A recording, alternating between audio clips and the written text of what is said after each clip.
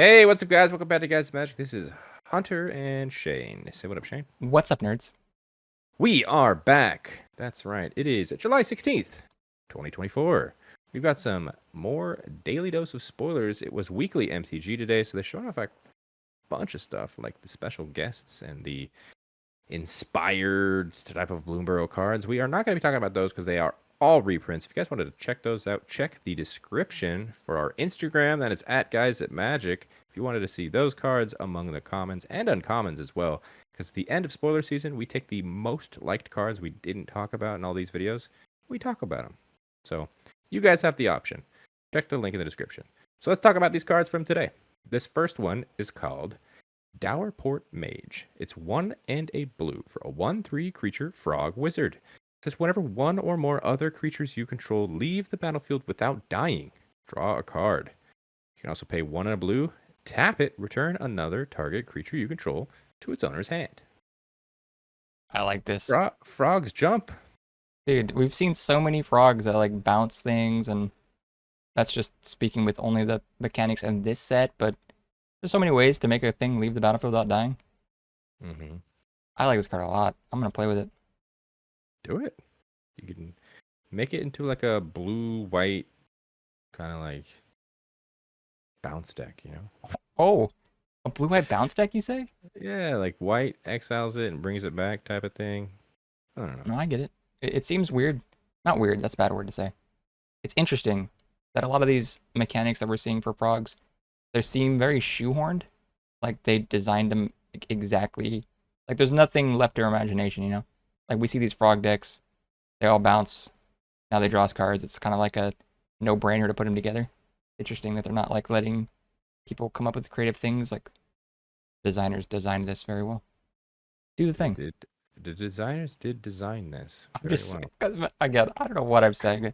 My idea in my head I'm trying to get out is that it's Frogs not bounce. frog bounce and they draw cards now. That's the idea. Yeah. There you go. Done. Job Thank you. done. Thank Frog you. goes bounce. I like it a lot, and it's mono blue. I like it too. It's also a little bit of like protection. You can protect something that maybe gets targeted and you can bounce to your hand. And it makes it even better that this card does it for you. So it's not only drawing you a card, but like this is an enabler too. It is indeed. I like it. Let's go ahead and move on to the next card. It's Coiling Rebirth. 3 and 2 black for a sorcery. It says gift a card. It says return target creature card from your graveyard. It's supposed to say to the battlefield. And then if the gift was promised and that creature isn't legendary, you can create a token that's a copy of it, except it's a 1/1. Okay. So 2 for the price of what? 2 for the price of a card. Hmm. I mean, that could be good still, let me tell you. No, it is good still. Oh, it is good. Okay, good. Okay. Yes, it's still very good. I'm telling you, man. What are you telling me? It's good. Oh, okay. I was like waiting for what you're going to say. Yeah, it's a great recruiting spell. Granted, you can't have 2 legendary creatures, obviously. It's a legend rule. Obviously. Regardless. I don't know, like, why they need to add that part of the text, but whatever.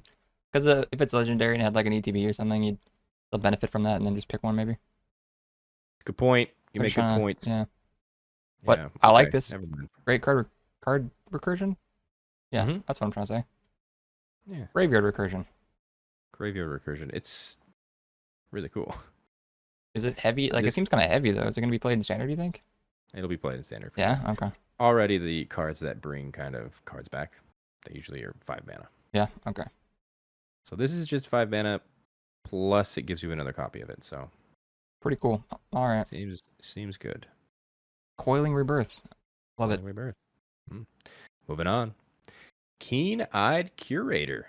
2 green mana for a 3/3 creature raccoon scout. It says as long as there are 4 or more card types among cards exiled with Keen-Eyed Curator, it gets +4/+4 and has trample. As an ability, you could just pay 1, exile target card from a graveyard. Very cute. Very cute. Yeah. Is this better than Scavenging Ooze? Scavenging Ooze has the potential to gain you life. It does. I don't know. And doesn't Scavenging Ooze just continue to grow? This is like a capped Scavenging Ooze. I mean, yes, it gets a counter on it and it gains life. but I don't know if it's better. I think it's different. I think it's okay. good. It is different. It's similar in terms of what it does, right? Yeah. You can pay Yeah. into it to exile a card from a graveyard. Yeah. Ruin anybody that's trying to do the recursion thing. Yeah. That's true. And it's Yeah. cheaper, I want to say, too, right? The exile effect Uh-huh. on... I'm just saying the exile effect for, what's his name? Is not just one. Yeah. So that's pretty good. Well, the scavenging ooze, if you're talking about, is just one green. Green, that's what Just yeah, like exactly. this There's a is little just more... any color. They just moved that green that you needed up into the mana cost. Exactly what they did. But no, I think this is a really cool card. I think it'll see play, and it's super cute with this art. Yeah, he's like, look at all my things. Look I at have all the these things for I you. curated. Yeah, Dead I like fish, cup. it. All right, let's move on. We got another class to talk about. It's Scavenger's Talent, 1 black mana.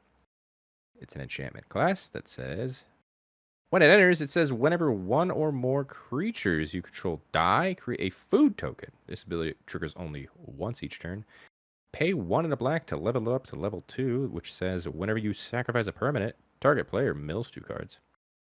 And a level 3 that costs 2 and a black that says at the beginning of your end step, you may sacrifice 3 other non-land permanents. If you do, return a creature card from your graveyard to the battlefield with a finality counter on it. Wow. My first Yeah, question. go ahead. Do you think David likes this? No. No? What if you're doing like the shenanigans of sacrificing your stuff to do other stuff, and then this just like gives you more stuff? I just said stuff 3 times. Stuff. I think Steven likes this card because of the mill. Yeah, but I'm just saying like that mill is like incidental. It just happens when you're sacrificing, which your deck just might already be doing. Well, I'm just saying that mill part is going to destroy someone if you're sacking a bunch of treasures.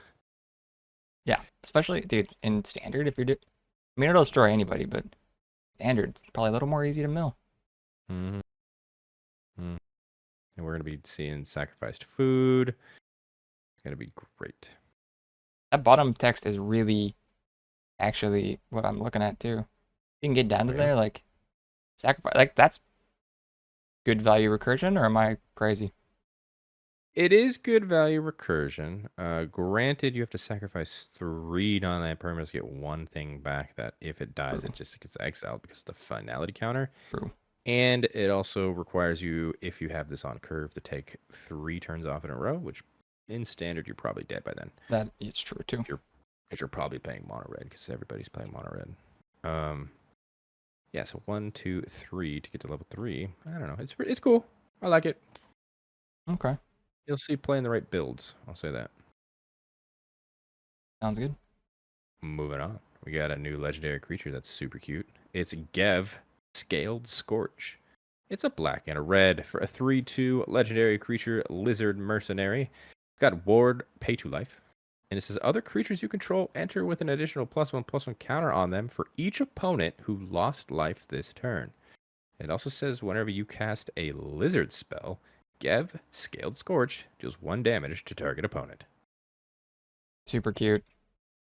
Super cute. This is the final color pairing. It's a legendary. We've gotten 1 of each. And let me tell you, this is another one of those cards that I feel like they designed for Commander. Really? Yeah, because it's for each opponent who lost life. I feel like Yeah. pretty significant there. I just look at it the fact that like what the other guys in Magic would say, the ward is flavor text because 2 life in EDH is whatever, and then the bottom part says target, so it's super slow. Yeah, well, it's okay. I believe this is designed for a mixture of standard and commander. That makes more Obviously, sense. commander part because of each opponent. However, I do think this sees play in standard because this is a great 2-drop if you're playing Yeah. lizards. We've seen a lot of awesome lizards in these colors.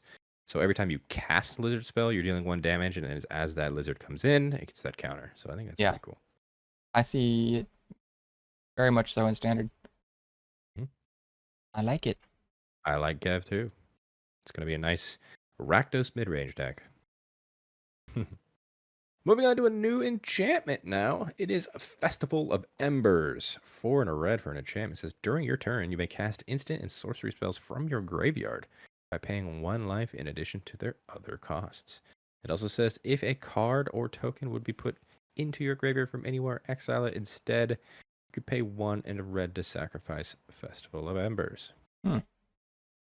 Man, I want to like this card. I kind of want to like it too, but it's tough.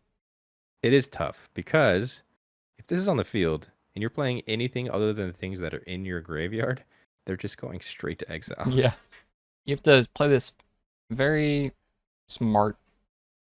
Luckily, it's a 5-drop, so it's going to come down after you hopefully have a graveyard full of stuff. Yeah, like the idea is you play all your burn spells, right? And then you play this on turn 5 or earlier if you ramped into it, and then you get to play your burn spells again. Right. And then I guess if you really need to, you could sacrifice it and fill the graveyard back up. True. In standard, you can run multiple copies of stuff, so there's that too. Yes. I just don't like that second part of the text. I know it's made to be a safety valve to make this card not insane, because obviously if you didn't have that safety valve, the things you're playing just go straight out in the grave. Loop. It over and over. But it should have said, if that card would be put into your graveyard, exile instead, which I think would have been cooler. But they'll let new cards at least enter the graveyard, yeah. Mm-hmm. But here we are. Here we are. I don't know. Comment down below. Do you guys like this card? I don't know if I do. Moving on to a new turtle. It's Fecund Greenshell. 3, 2 green for a 4/6 creature elemental turtle. It's got reach, and it says, as long as you control 10 or more lands, creatures you control get +2/+2. And whenever Fecund Greenshell or another creature you control with toughness greater than its power enters, look at the top card of your library.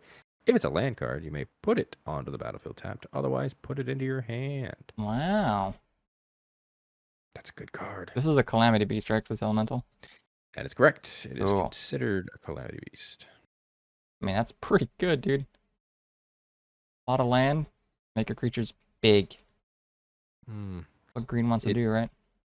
This is a new toy for Arcades, which I think is pretty cool, because that is going to have all your toughness be more than a power, and that'll trigger all the time.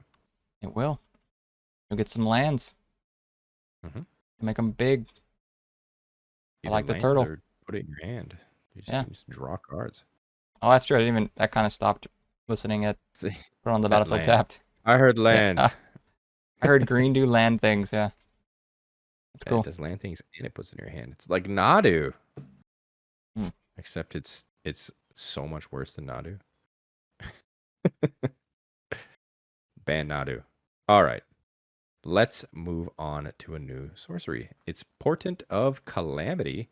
X and a blue for a sorcery. Reveal the top X cards of your library. For each card type, you may exile a card of that type from among them. Put the rest into your graveyard. You may cast a spell from among the exiled cards without paying its mana cost if you exiled 4 or more cards this way. Then put the rest of the exiled cards into your hand. What? There's a lot going on here. Do you like walls of text? Yeah. Here you go. Okay. Well, I got the card for you. Okay. Yeah, this is an interesting one, right? It's very interesting. You get to I mean, what I got out of that is free spell, and those are never bad. So. Free spell only if you exiled 4 or more. So you gotta spend at least 5 mana. Okay, so there's a couple hoops. Or 1 hoop. I don't know. It's a potential free spell. Yeah. Otherwise, it's just card advantage. That good? I don't know. I don't know how to judge this card either.